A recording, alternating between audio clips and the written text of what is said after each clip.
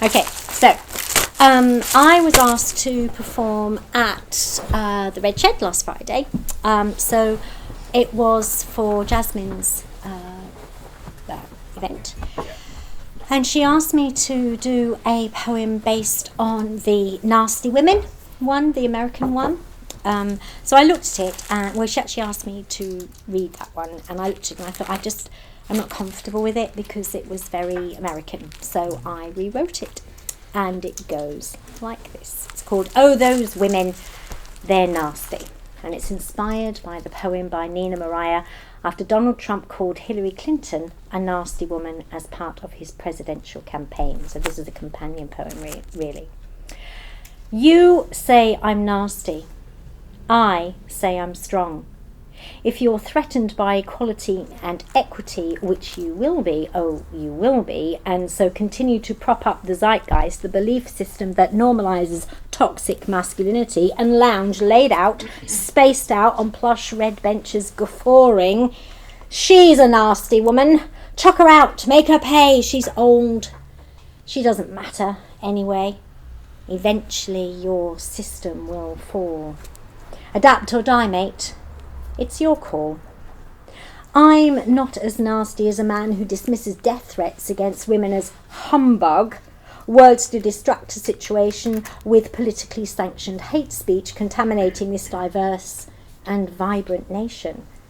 I'm not as nasty as a man who arranges for sex calls to your phone in the middle of the night to teach you a lesson to stop you rising above your station. I'm not as nasty as a British flag being tattooed across my city in the name of your kind of unity. Maybe the people are going to rise again. Maybe the fight for survival never fell. Maybe the Windrush generation in a perpetual cycle of Greenfell hell will blaze a much-needed trail. Slavery by any other name is still slavery. Eventually your system will fail. Adapt or die, mate. It's your call. I'm not as nasty as a swastika painted on a pride flag, and whilst I know devils can be resurrected, I cannot believe that I can see shadows of Hitler on our streets. A moustache traded for the ideology of a top hat. Short backsides and nation front inside our cabinet. Violet hate crime feeds fear, and difference and diversity disappear. Turn rainbows into suicide notes. I am not as nasty as racism, fraud, conflict of interest, homophobia, sexual assault, transphobia, white supremacy, misogyny, ignorance, and white privilege. But you call me a nasty woman. I call me a strong woman, a loud, proud woman, an active woman. Watch me take space. Mother Earth calls. Eventually your system will fall. Adapt or die, mate. It's your call. I'm not nasty like the lies spied on buses and plastered on billboards. I'm not the go home, you're not welcome here statements on placards or sharp-fingered sofa warriors waiting to strike. I know how not to feed the trolls. I'm strong, like the fight for wage inequality.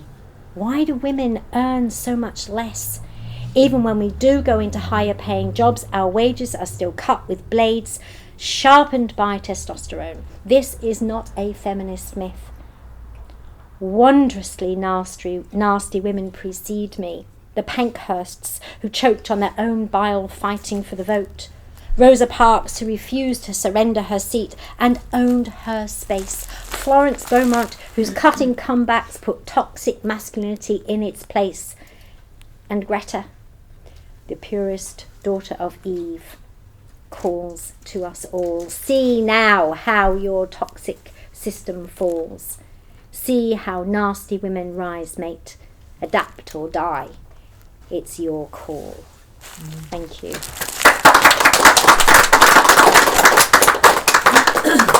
A lot of new faces in here, but some very hello dear old friends as well. I'm going to do Done because it's one I'm particularly proud of. So I wrote this one for all women that have survived the leaving of a coercive relationship. Didn't go to softball, gymnastics or soft-lit music hall performances. Talked over her when she shared about Cambodia and the way trembling barbed wire shadows dance the dance of 1,000 wing-clipped birds. Cared not about the welts left behind by his cat o' nine-tailed tongue. "Have you seen my wife? She's looking for a sense of humour," he'd say to the neighbour as he chainsawed the garden, cut back the budding buddleia, slashed the wattle, trampled her roses. He didn't know about her secret places, ribbon-wrapped suitcases, love letters, faded faces, or postcards from faraway places. Then the north wind came. Whipping up eucalyptus scent waves, it shoved aside sandbanks, dislodged embedded barbs, gouged out riptide gullies. A breath of fresh air in a stifling life. He didn't see it coming when she didn't go to dinner. When she swapped the car, the life, the style, began to love the her within her. No, he didn't see it coming, but he heard the key turn within the lock, heard the silent ticking, ticking, ticking of the clock. Saw the motes hanging in the air, missed the space she'd filled when there. No, he didn't see it coming, how he'd miss her tangled hair. When she said she'd meet him later, not sure if she could bear the very sight of him, the thought he might persuade her, might try to keep her there, she changed her mind. He begged for an accord. "No," she said, "I'm not coming. And you can change the fucking record." Thank you.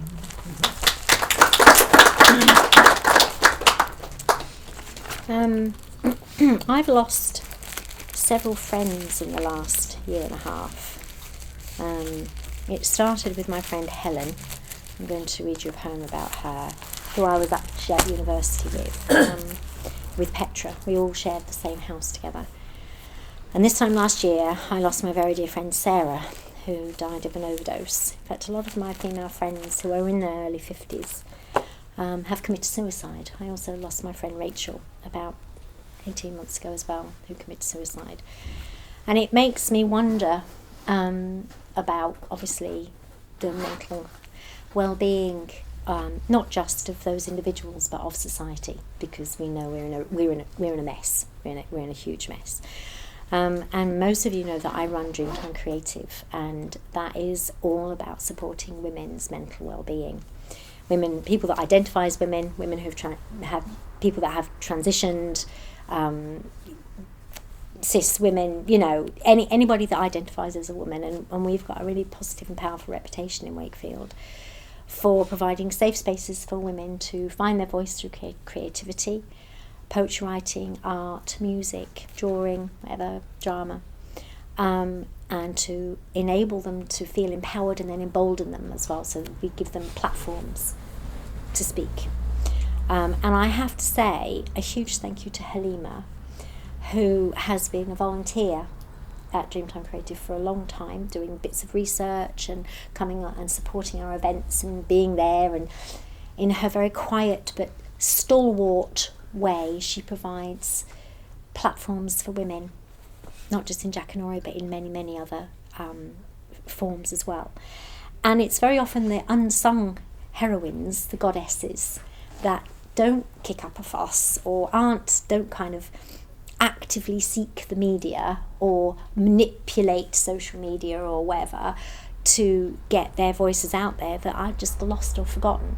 So many of you know that the Forgotten Women of Wakefield project is about blue plaque parity and bringing the stories of women from our past to the forefront, but also alongside that bringing ordinary women's stories forward as well, which I'm very proud, I think, that we do. It's quite a difficult balancing act and juggling, but I've got a huge team of support around me, and it's amazing. So Helen was my friend 30 years ago at university, and the reason I write poetry, I guess, and speak about people is because I just don't want those memories and those people to be forgotten. So if you journal, or if you diary, or if you write poetry, it doesn't matter who it's for. It doesn't have to be for a big public show. It just keeps the memories alive, and it keeps us alive and connected.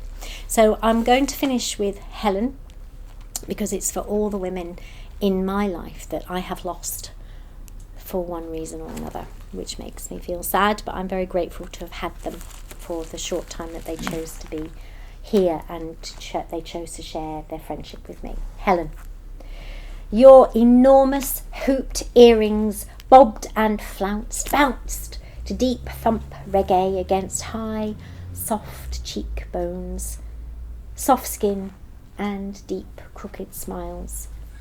Those endless late-night 80s memories of smoking joints and waking to Thunderbird bottle scatterings on patterned carpets that embraced our dancing will forever stay with me.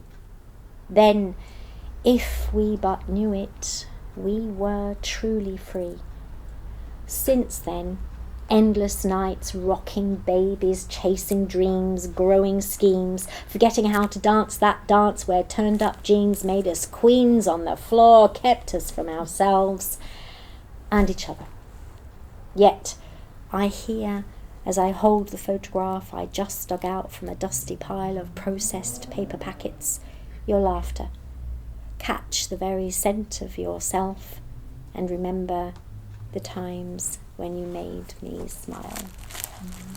Helen, forever young. Thank you so much.